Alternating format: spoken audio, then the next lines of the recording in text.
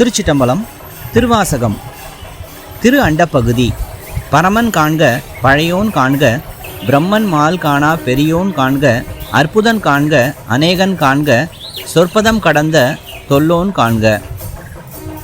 இதன் பொருள், அவர் உயர்ந்தவராகவும் பழமையானவராகவும் காணப்படுகிறார். அவரது பிரம்மாண்டம் பிரம்மா மற்றும் திருமாலின் ஆரம்பத்தையும் முடிவையும் கண்டுபிடிக்கும் திறனுக்கு அப்பாற்பட்டது. அவர் ஒரு அதிசயம். அவரது தொன்மை வார்த்தைகளுக்கு அப்பாற்பட்டது. திருச்சிட்டம்பலம்.